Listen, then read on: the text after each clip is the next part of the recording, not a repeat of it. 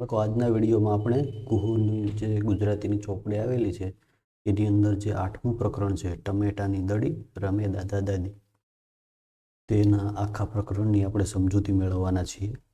તો આખો વિડીયો તમે બરાબર ધ્યાનથી જોજો. તો શરૂઆતમાં અહીંયા એક ગીત આપવામાં આવેલું છે. એ રમતનું ગીત છે અને રમવાની જે ઋતુ છે એમાં કોઈ પણ પ્રકારની ઋતુ નથી હોતી. કોઈ પણ ઋતુ હોય આપણે સતત રમતા જ રહેવું જોઈએ એવો એનો અર્થ છે. તો તે જ આપણે એનો અર્થ સમજી લઈએ. જાણે રમવાની ઋતુ બધા મારા ભેરુઓની ધમાલ મસ્તી કરતા, ખીલવાની ઋતુ હુતુતુ, એટલે જે રમત છે એ રમતમાં જે બોલવાના શબ્દો છે એ બોલે છે. હોય શિયાળો કે વેકેશન, વરસાદે પણ રમવાનું. જો શિયાળો હોય તો પણ રમવાનું, વેકેશન હોય તો પણ રમવાનું, વરસાદ હોય તો પણ રમવાનું. 12 મહિના ચાલતી આ ઋતુ છે. જો કેવી ઋતુ છે રમવાની ઋતુ? તો કે 12 મહિના ચાલતી ઋતુ છે. અમારી કેવી મજાની ઋતુ. હાર નહીં કે જીત નહીં, બસ રમવા માટે રમવાનું. જો હારવા માટે કે જીતવા માટે નહીં, બસ રમવા માટે જ રમવાનું. અને 12 મહિના ચાલતી આ ઋતુ છે. બસ રમવા માટે જ રમવાનું. સૌને સૌની રમતો હોય ને કોઈ ન બાકી રહેતું. કોઈ બાકી ન રહે. બધાની પોતપોતાની રમતો હોય. તો આવું સરસ મજાનું રમવાની ઋતુનું એક ગીત આપેલું છે. અને અહીંયા બે ચિત્રો આપેલા છે રમતના. જો આ એક લાંબી લાકડી છે અને આ બે બાજુ થોડી થોડી છોલેલી નાની લાકડી છે અને આ મોટી લાકડી છે. તો એને આ લાકડી છે એને જમીનમાં ગાળવામાં આવે છે અને આ લાકડીથી એને મારીને એને દૂર ફેંકવામાં આવે છે. તો એવી રીતના ગિલ્લી દંડાની રમત છે. પછી નીચે અહીંયા 7 ઠીકરીની રમત આપવામાં આવેલી છે અને એ ચિત્રો આપેલા છે. બરાબર છે. તો આવી રીતના એક ગીત આપેલું છે. હવે અહીંયા આગળ ચિત્ર જોઈને રમત ઓળખો. શિક્ષક કે તમારા ઘરના મોટેરાઓને પૂછીને 1-2 વાક્યો લખો. તો ઉપરની પહેલી છે, જે ઉપરની આ રમત એ એની રમત છે. તો કે એ ગિલ્લી દંડાની રમત છે. નાની લાકડીને જમીનમાં ગાળીને મોટી લાકડીથી એને મારવામાં આવે છે. બાજુમાં બીજું નીચે છે 7 ઠીકરીની રમત છે. ને એમાં ઠીકરીને એક ટીમના લોકો જે હોય એને એ ઠીકરીઓ પાડી દે છે અને બીજા લોકો ઠીકરીઓનું રક્ષણ કરતા હોય છે, અથવા તો પાડી દીધેલી હોય એને ફરીવાર ગોઠવતા હોય છે. આવી રીતે એને રમવામાં આવે છે.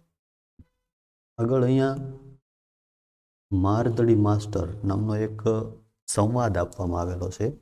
એમાં 4 જણા વાતચીત કરે છે. દાદા છે, દાદી છે, પલક છે અને રુદ્ર છે. એટલા લોકો વાતચીત કરી રહ્યા છે.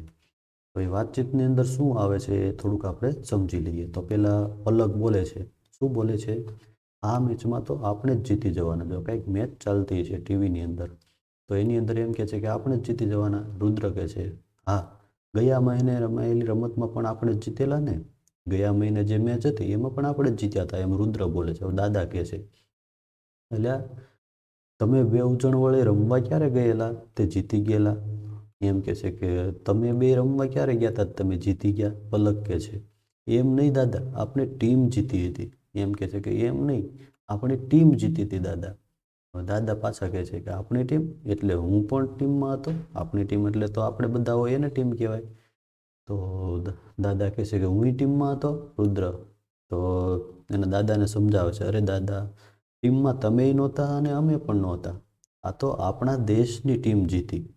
દાદા તો એમ કહો ને કે આપણા દેશની ટીમ, બાકી તો તમે બાકી તો રમે એ જીતે અને રમે એ જ જીતે ને હારે, એમ દાદા છે એ સમજાવે છે. બાકી તમે છોકરાઓ કહો છો કે આપણે જીત્યા હતા, તો એવું તો ન હોય. તમે તો ટીવી ને મોબાઈલમાં જ ગેમ જોયા કરો છો, એટલે તમારે વળી જીત કે હાર શું? તમે ક્યાં રમવા જાઓ છો? ક્યાંય ટીવીમાં ને મોબાઈલમાં જ જોયા રાખો છો. એમ દાદા એને સમજાવે છે. પલક કહે છે દાદા, અમે ક્રિકેટ કે ફૂટબોલ રમવા ક્યાં જઈએ? દાદાને પૂછે છે અમે ક્યાં જઈએ? કે મેદાન જ નથી એવું મોટું કે ક્રિકેટ કે ફૂટબોલ રમીએ કે એવું. દાદા સમજાવે છે રમવું હોય એને માટે બીજી રમતો પણ હોય અને મેદાન પણ હોય જ. રમવું જ હોય તો એના માટે તો રમતોય બીજી હોય અને મેદાન પણ હોય. ક્રિકેટ અને ફૂટબોલ 2 જ રમત થોડી છે. તો રુદ્ર કહે છે આ 2 સિવાય વળી કઈ રમતો હોય? આ 2 સિવાયની કઈ રમત હોય? તો દાદા કહે છે પૂછ તારી દાદીને, એ શું રમતા હતા? દાદીને કહે છે, પૂછવાનું કહે છે દાદા કે તારી દાદી નાના હતા ત્યારે શું રમતા હતા એ પૂછી જો એને. તો દાદી છે એ એમને કહે છે કે અમે તો ઘણી બધી રમતો રમતા હતા. ને પછી અહીંયા જો રમતોના નામ કહે છે, પકડ દાવ, મારદડી, ગિલ્લી દંડા, આંબલી પીપળી, તો રુદ્ર અને પલક એક સાથે હે એટલે કે છે રમતના નવા નવા નામ સાંભળીને એ લોકો છે ને વિચારમાં પડે છે. એટલે કહે છે કે તમે આવી કઈ રમત રમતા હતા એમ પૂછે છે. તમે રમતા હતા શેરીઓમાં જઈને? તો શું કે તમે રમતા હતા શેરીઓમાં જઈને રમતા હતા? દાદીને પૂછે છે. દાદી કહે છે નહીંતર શું તમારી જેમ ઘરકુકડી થઈને રહેતા હશું? ઘરકુકડી એટલે શું? તો કે ઘરમાં ને ઘરમાં પૂરાઈ રહેતા હોય એને ઘરકુકડી કહેવાય. તો દાદી છે એ બે છોકરાઓને ઘરકુકડી કહે છે કે એ બહાર રમવા જ નથી જતા એટલે કે અમે થોડા કંઈ તમારી જેમ ઘરકુકડી થઈને ઘરમાં જ રહેતા હશું. તો દાદા કહે છે બહુ મજા આવે છોકરાઓ આપણી આ બધી દેશી રમતો રમવાની. દાદા છોકરાઓને સમજાવે છે કે આપણી આ જૂની અને દેશી રમતો રમવાની ખૂબ જ મજા આવે.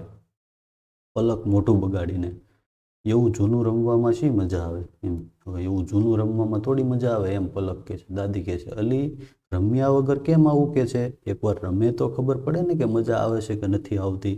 દાદી એને સમજાવે છે કે તું રમી નથી એ પહેલાં કેમ કહી દેશે કે એવું જૂનું રમવામાં મજા ન આવે?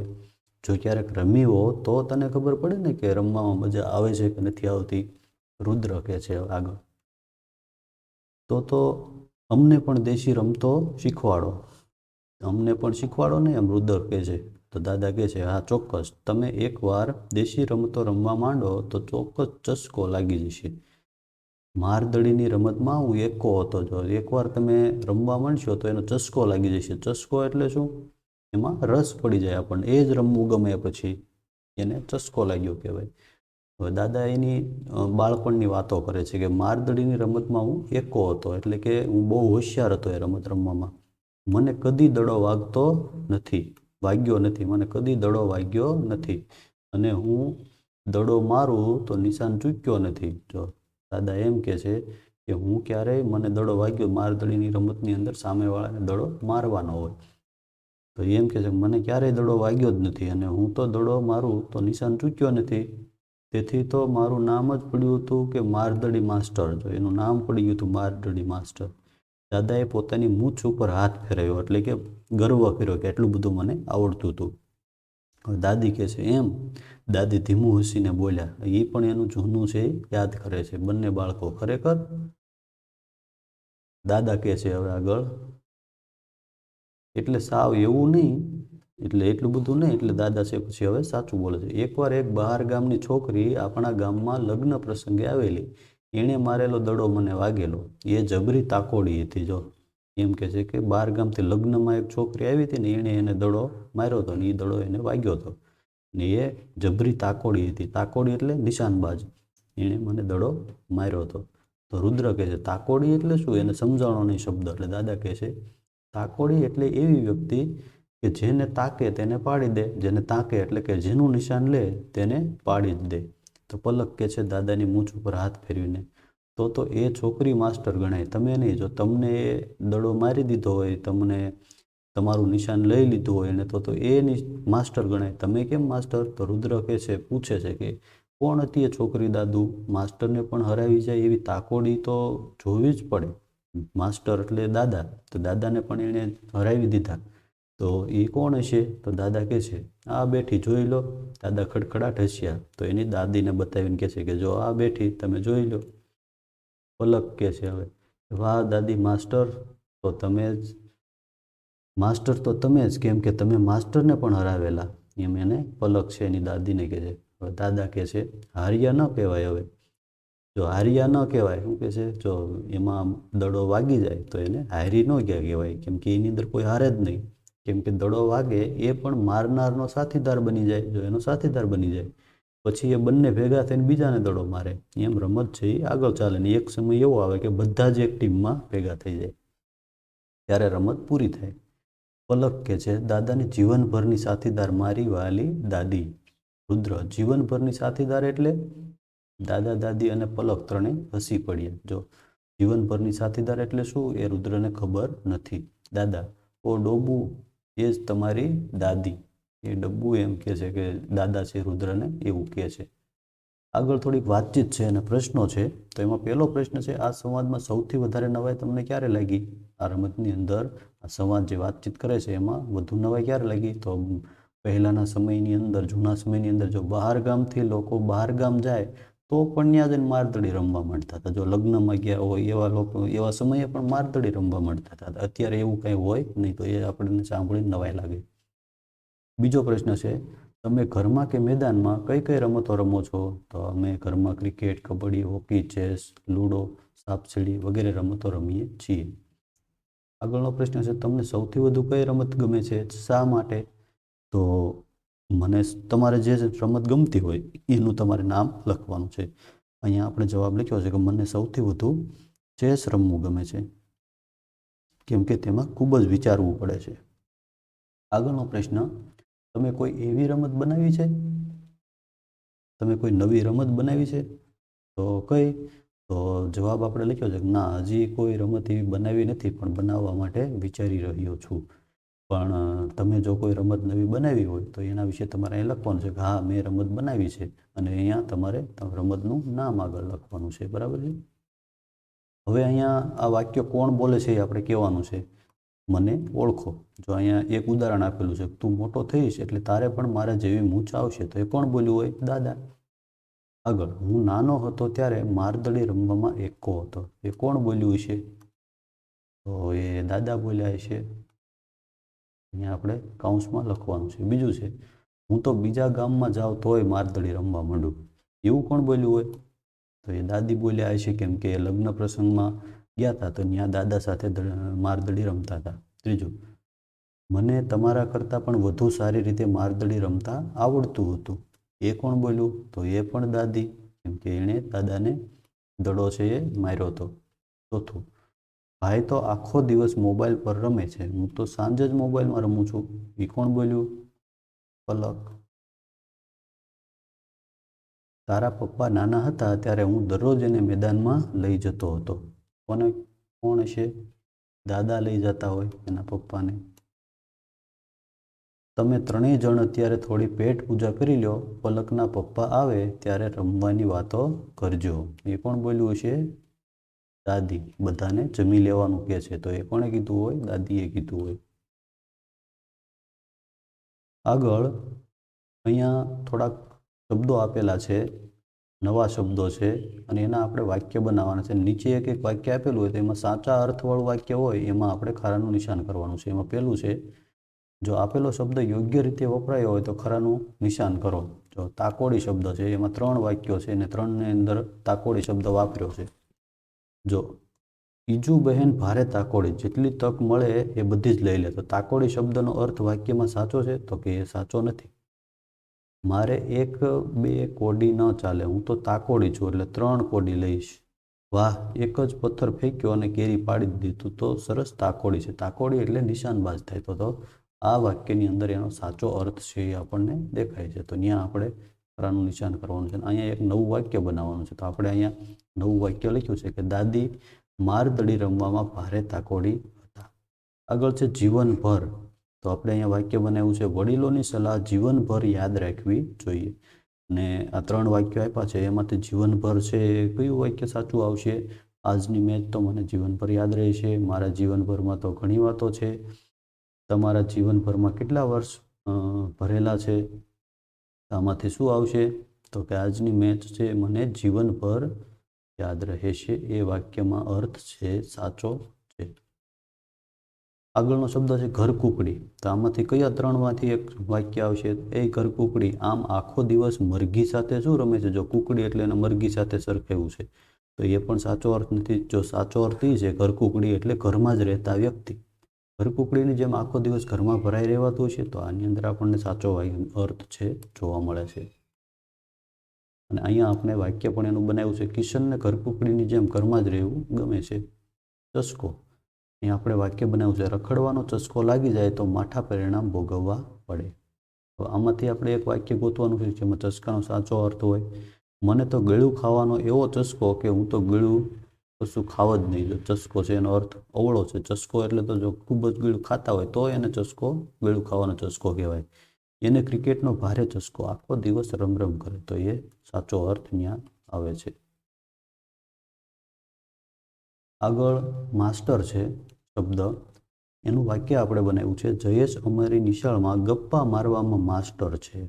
બરાબર છે. તો આપણે એવું વાક્ય બનાવ્યું છે. હવે અહીંયા 3 વાક્યો આપેલા છે, એમાંથી સાચા અર્થવાળું વાક્ય ગોતીએ.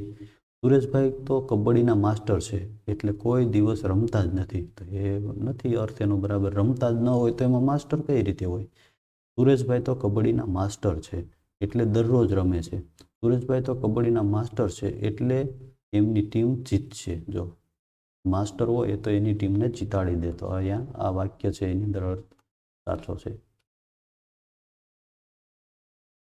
આગળ મિત્રો સાથે ચર્ચા કરો અને જવાબ આપો. તો અહીંયા થોડાક પ્રશ્નો આપેલા છે, એના તમારે પરિવાર મિત્રો સાથે બેસીને જૂથમાં બેસી અને જવાબની ચર્ચા કરવાની છે. તો એમાં પેલું છે, મારદડી માસ્ટર સંવાદમાં કેટલા સભ્યો જોડાયેલા છે અને કોણ કોણ? તો એ જે ઉપર જે વાર્તા આવી દાદાની ને એ બધી, તો એની અંદર કોણ કોણ છે? તો કે દાદા, દાદી, પલક અને રુદ્ર, એ 4 સભ્યો છે એની અંદર છે. આગળ બીજો પ્રશ્ન છે, ભાઈ બહેનમાં કોણ નાનું અને કોણ મોટું હશે કેમ ખબર પડી? કે ભાઈ બહેનમાં રુદ્ર નાનો અને પલક મોટી હશે, કેમ કે રુદ્ર છે એ નાના બાળક જેવા પ્રશ્નો પૂછે છે. જેમ કે એક પ્રશ્ન આપણે જોઈ કે એણે શું પૂછ્યું હતું કે જીવનભરના સાથી એટલે શું? તો એને ખબર નહોતી, પલકને ખબર હતી એટલે પલક મોટી હોય. ત્રીજું છે, મારદડી રમતમાં વિજેતા કોણ કહેવાય? તો કે મારદડી રમતમાં વિજેતા જે દડી મારે અને નિશાન ન ચૂકે એ વિજેતા કહેવાય. આગળ પાંચમું છે, દાદીને મારદડી રમતમાં ક્યારેય દડો વાગ્યો નહીં હોય એ વિધાન સાચું છે કે ખોટું? તો કે ખોટું છે, કેમ કે રમતમાં ક્યારેય હારવી જ નહીં એવું તો બની જ ન શકે. છતાં પણ દાદા કહેતા હતા કે મને કીધું ક્યારેય દડો વાગ્યો જ નહોતો, પણ એક છોકરીએ વગાડ્યો હતો એટલે દાદીને કદાચ ન પણ વાગ્યો હોય, પણ આપણે તો અંદાજ કહેવાનો છે. એટલે તમે જે લખશો, જો ન લાગ્યો હોય એવું કહેશો તો પણ સાચું પડશે, અને વાગ્યો હોય એવું કહેશો તો પણ તમારું વિધાન છે જવાબ સાચો જ પડશે. છઠ્ઠું છે, ઘરની બહાર મેદાનમાં રમવી પડે એવી કઈ કઈ રમતોના નામ આ સંવાદમાં આવે છે? તો કે પકડદાવ, મારદડી, ગિલ્લીદંડા, આંબલી પીપળી, આ બધા સંવાદની અંદર રમતના નામ આવે છે. આગળ હવે અહીંયા તમારા દાદા દાદી અથવા મમ્મી પપ્પાને પૂછવાનું છે અને તેઓ બાળપણમાં કઈ રમત રમતા હતા અને એ રમતો કેવી રીતે રમી શકાય તેની વિગત તમારે જાણવાની છે, અને કોઈ એક રમત વિશે પસંદ કરીને તમારે અહીંયા લખવાની છે. તો એમાં આપણે અહીંયા એક રમત લખી છે. તમારે તમારા દાદા દાદીને પૂછીને તમારે તમારી જાતે બીજી રમત કોઈ પણ લખવાની છે. અહીંયા આપણે મારદડી લખ્યું છે. ખેલાડીઓની સંખ્યા એમાં કેટલી હોય? તો કે ગમે એટલા ચાલે, કોઈ ફિક્સ ખેલાડીઓ ન હોય. મેદાનનું માપ? તો કે ચોક્કસ માપ ન હોય. સાધન સામગ્રી? તો વાગે નહીં તેવી એક દડી જોઈએ. રમવાની રીત શું? તો કે દાવ આપનાર દડી મારે, જેને વાગે તે તેની ટીમમાં ભળતા જાય. આઉટ ક્યારે થવાય? તો કે કોઈ એમાં આઉટ જ ન થાય. છેલ્લે સુધી બધા એક ટીમમાં આવી જાય ત્યાં સુધી બધાએ રમતા જ રહેવાનું હોય. રમત પૂરી ક્યારે થયેલી ગણાય? કે બધાને દડી વાગી જાય અને એક ટીમમાં આવી જાય ત્યારે છે રમત પૂરી થાય. તમને આ રમત રમવી ગમે? શા માટે? હા, અમને આ રમત રમવી ગમે કેમ કે તેમાં કોઈ હારે જ નહીં, બધા છે સાથે મળીને રમવાનું હોય. આગળ અહીં લીટી દોરેલ શબ્દો શાના વિશેના છે તે કહો. તો એની અંદર ખાલી લીટી દોરેલા જે શબ્દો છે એ વિશે આપણે વિચારવાનું છે કે શબ્દો છે શેના છે.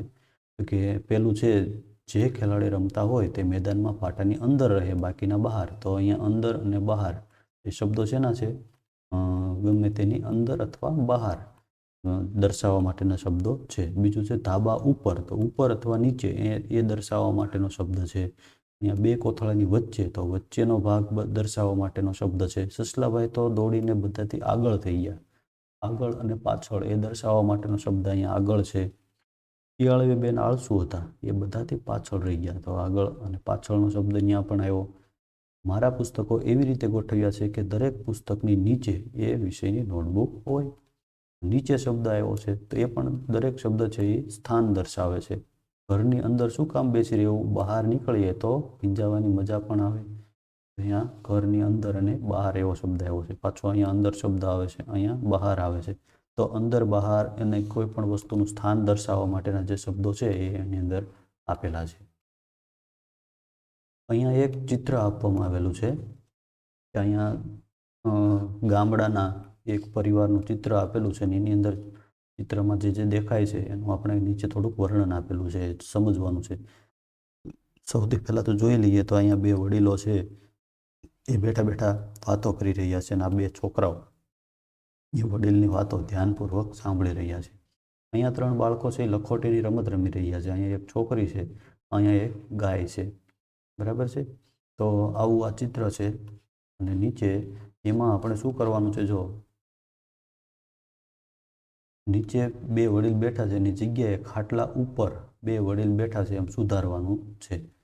જો અહીં ખાટલા નીચે બેઠા છે, અહીંયા પેલું કેમ લખ્યું છે, ખાટલા નીચે 2 વડીલ બેઠા, તો ખાટલાની નીચે નથી બેઠા, ક્યાં બેઠા છે, ખાટલાની ઉપર. તો અહીંયા સુધાર્યું, ખાટલા ઉપર બેઠેલા. તો એવી રીતે નીચે આ ફકરો છે એની અંદર એવી ઘણી બધી ભૂલો છે. એ ભૂલો છે સુધારીને આપણે ત્યાં સાચું લખવાનું છે. તો એક બહેન માથામાં ટોપલો ઉપાડીને ઘરે જાય છે. માથામાં ઉપાડીને નથી જતા, કઈ રીતે જાય છે, તો માથા ઉપર ટોપલો ઉપાડીને જાય છે.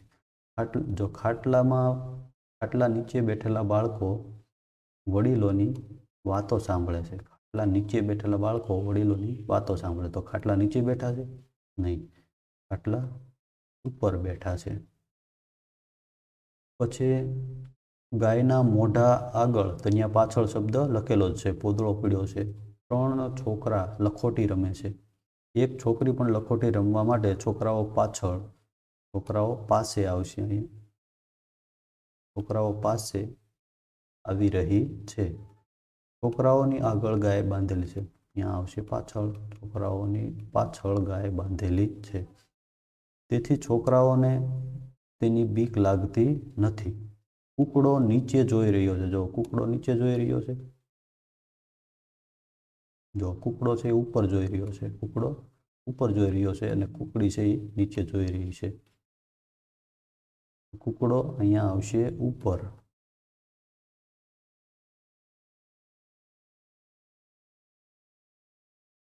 જ્યારે મરઘી વચ્ચે જોઈ રહી, તો વચ્ચે નથી જોઈ રહી, ક્યાં જોઈ રહી છે, વચ્ચે જોઈને દાણા ચણે છે, તો એ નીચે જોઈને દાણા ચણે છે. બરાબર. નિરણનું કુંડ ઉપરથી ગાય ખાય છે. નિરણની કુંડ ઉપરથી ન ખાય, ક્યાંથી ખાય, માંથી ખાય. નિરણ કુંડની વચ્ચે 3 ઈંટ મૂકેલી છે. 3 વચ્ચે નહીં, ક્યાં, બાજુમાં. ખાટલા વચ્ચે બેઠેલા છોકરા વિચાર કરે છે કે હમણાં કોઈ આવીને, ખાટલા વચ્ચે નહીં, ખાટલા ઉપર, હમણાં કોઈ આવીને લોટામાંથી માટલામાં પાણી કાઢીને આપે તો સારું. તો અહીંયા લોટામાંથી નહીં, પણ લોટામાં માટલામાંથી પાણી કાઢીને આપે તો સારું. આવી રીતે એ છે સુધારો કરી આપણે શબ્દો છે એ લખવાના છે. અહીંયા એક બીજું છે કે તમને રમવાની મજા પડે એવી એક રમત વિશે જાણો અને રમો. અહીંયા એક રમત બીજી આપેલી છે, આપણને સમજાવેલી છે. આજે એક નવી રમત વિશે જાણીએ. આમ તો આ રમત ઘણી જૂની છે, પણ તમારા માટે નવી હશે, કેમ કે તમે ક્યારેય એવી રમત રમ્યા નહીં હો. રમતનું નામ જ નવું છે. રમતનું નામ છે દાંડીકૂચ. ચાલો આપણે આ રમત કેવી રીતે રમાય તે સમજવી. જો અહીંયા એક ચિત્ર પણ આપેલું છે. જો અહીંથી શરૂઆત થાય છે અને અહીંયા પૂરી થાય છે. જો અહીંયા કંઈક ઢગલો પડ્યો છે, એ મીઠાનો ઢગલો છે. કઈ રીતે રમાય તો એ અહીંયા નીચે સમજવાનું છે. ચાલો સમજી લઈએ. 5-5 ખેલાડીઓની ટીમને રમવા માટેનું મેદાન. જો આ ખેલાડીઓને 5-5 ખેલાડીઓને રમવા માટેનું ટીમ છે. તો કેટલા ખાના છે, 1 2 3 4 5 6 7 8 9 10 11 ને 12 ખાના છે. 12 ખાના હોય એટલે 5 ખેલાડીઓ રમી શકે. એમાં છેલ્લા 2 ખાના છે એ એમાં મીઠું છે એ લેવા માટે જવાનું હોય. આગળ પેલું છે કઈ રીતે રમવાની છે એના વિશેની વાત છે. દાંડીકૂચ રમવા 2 ટીમ બનાવવી પડે. દરેક ટીમમાં 5 થી 10 ખેલાડીઓ હોઈ શકે. ખેલાડીઓની સંખ્યા મુજબ મેદાનમાં પાટા વધુ ઓછા કરવા પડે. એક ટીમમાં જેટલા ખેલાડીઓ હોય તેટલા પાટા દોરવાના. જો આ પાટા દોરેલા છે, આ ઊભા પાટા, એ એક ટીમની અંદર જેટલા ખેલાડી હોય એટલા પાટા દોરવાના હોય. જો આમાં 5 ખેલાડીઓ છે તો કેટલા પાટા દોર્યા, 1 2 3 4 અને 5. તો એવી રીતે એટલા પાટા દોરવાના હોય. જેનો દાવ આવે એ ટીમનું નામ અંગ્રેજ ટીમ, અને એ માત્ર આડા લીટા અને ઊભા પાટા ઉપર જ દોડીએ. કે જો જેનો દાવ આવે એને શું કરવાનું હોય તો કે એ પાટા દોરેલા છે એના ઉપર જ દોડી શકશે. જો અહીંયા ઊભા છે, એ આ જે છોકરો ઊભો છે એ આ પાટા ઉપર જ ચાલી શકે. બીજે ક્યાંય જઈ શકે નહીં. આ છોકરો છે આ પાટા ઉપર ચાલી શકે, આ પાટા ઉપર અને આ પાટા ઉપર. આવી રીતે છે છોકરાઓ છે એ પાટા ઉપર જ ચાલી શકે.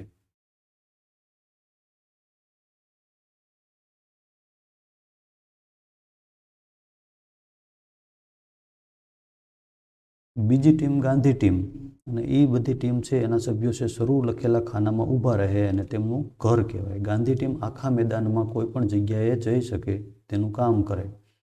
અંગ્રેજ ટીમનો ખેલાડી તેને અડકી ન જાય એ રીતે શરૂવાળા છેડેથી મીઠાવાળી ઢગલીવાળા ખાનામાં એને જવાનું હોય છે.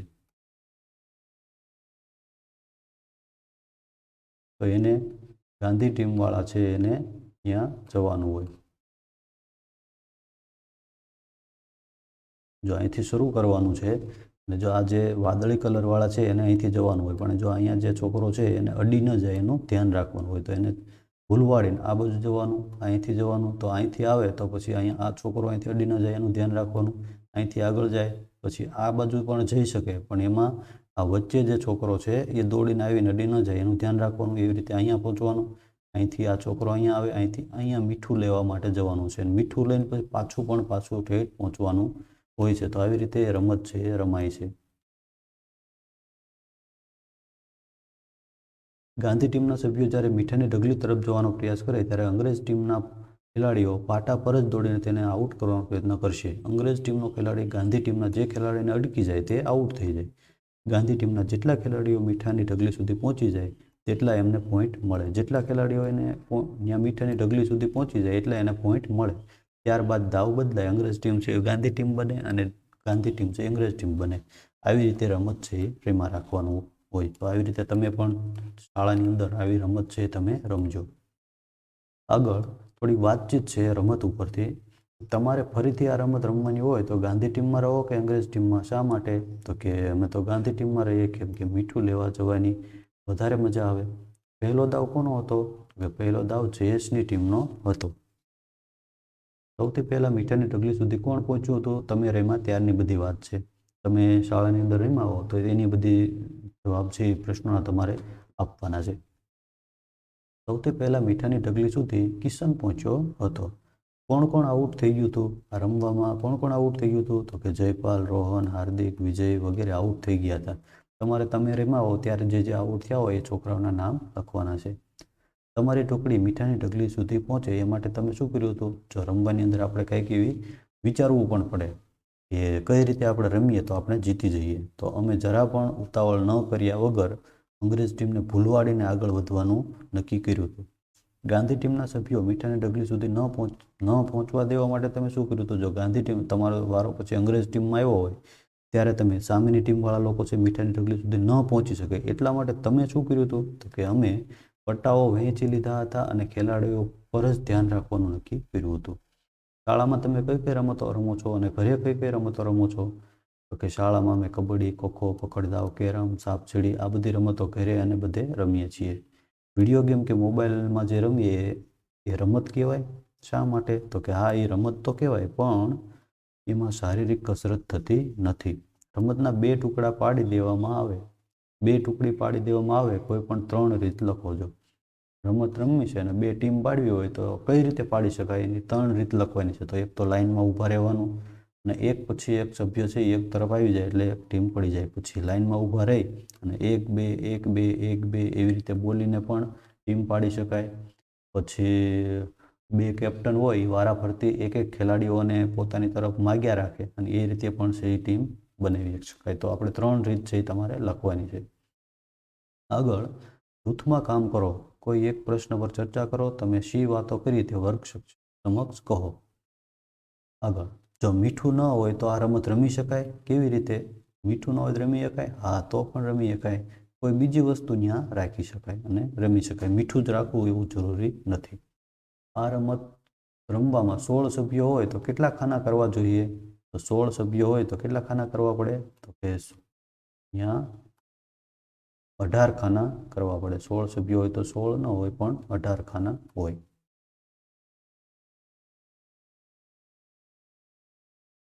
આગળ આ રમતનું નામ દાંડીકૂચ કેમ પાડ્યું છે કે આ રમત છે એ મીઠું લેવા જવાનું છે રમતની અંદર, અને દાંડીકૂચ છે ને એ પણ મીઠા માટે થઈ હતી, એટલે આ રમતનું નામ છે એ દાંડીકૂચ પાડવામાં આવ્યું છે. ચોથું, આ રમત જીતવા માટે કઈ કઈ આવડતની જરૂર પડે છે તો કે રમતમાં જીતવા માટે ચપળતા, ઝડપી નિર્ણય શક્તિ વગેરેની જરૂર પડે છે.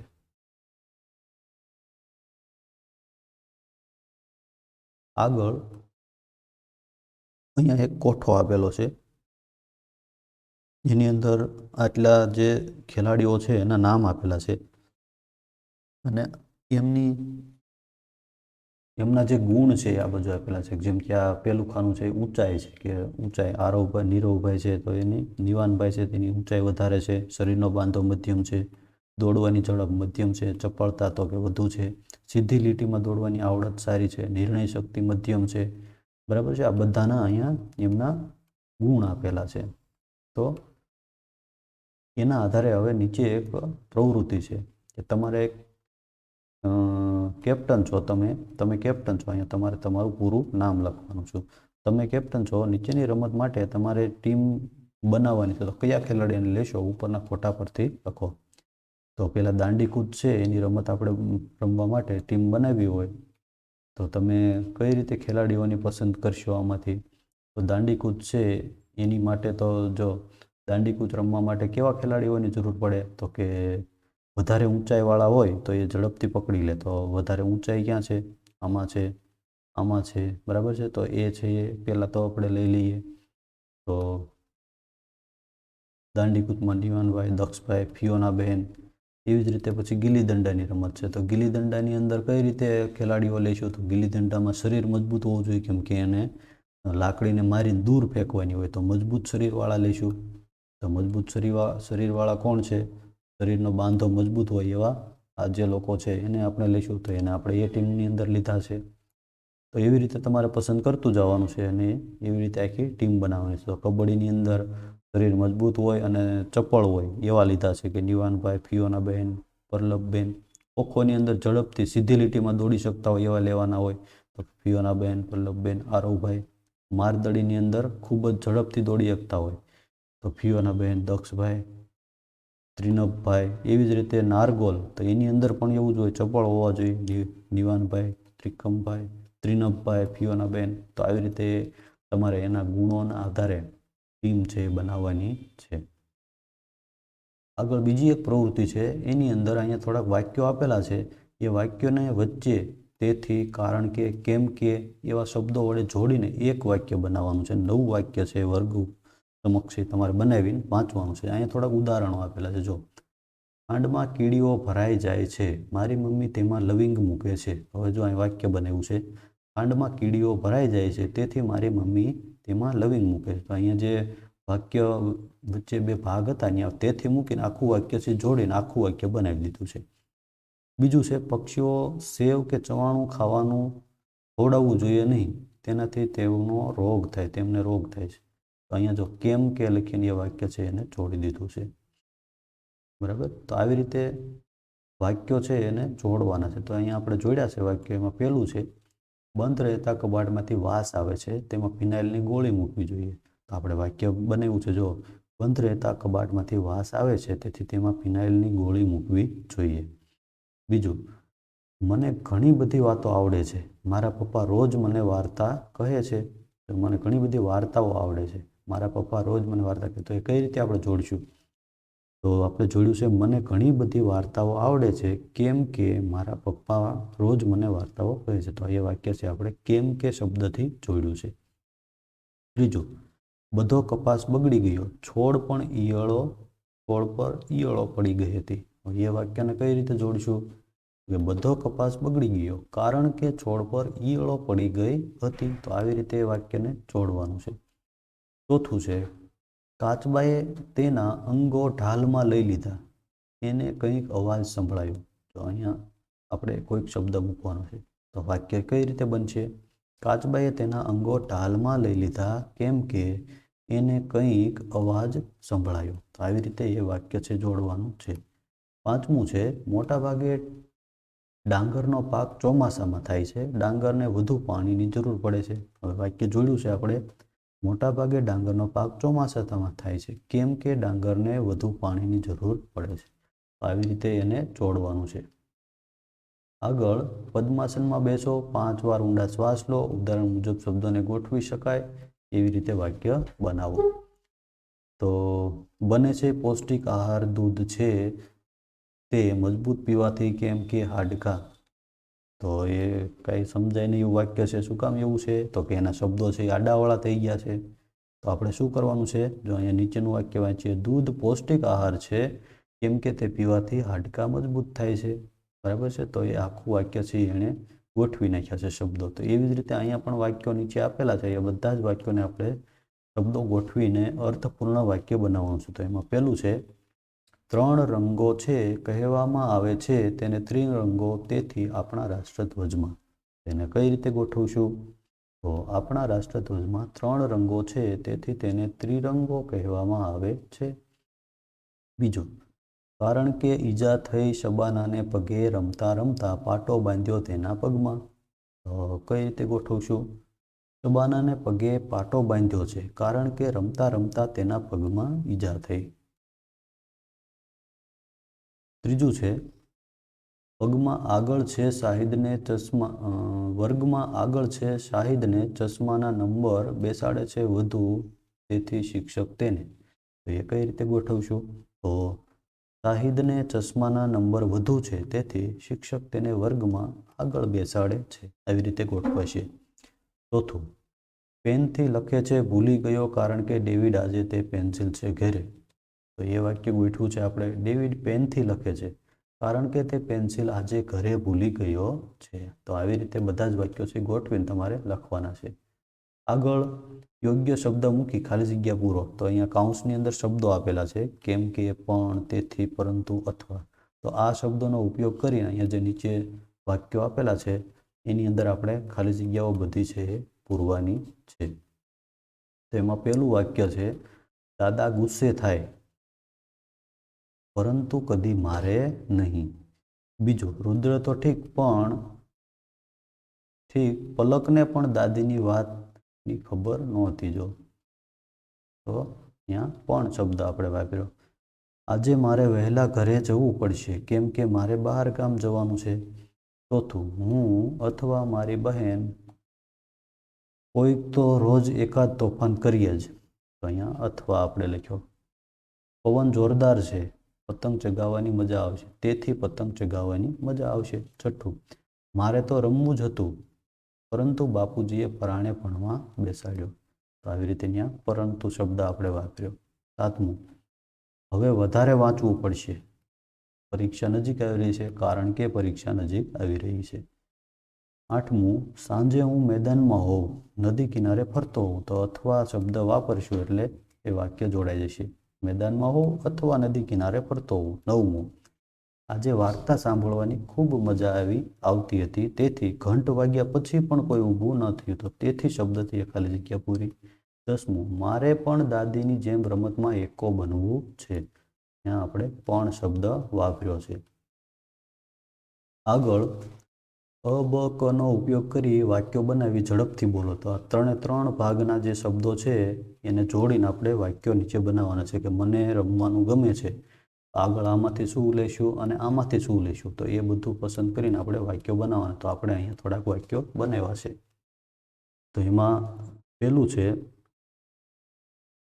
મને રમવાનું ગમે છે એટલે હવે રમવા જઈશ. બરાબર, મને રમવાનું ગમે છે એટલે હવે રમવા જઈશ. બીજું, મારે તો કબડ્ડી રમવી છે. જો મારે તો કબડ્ડી રમવી છે પરંતુ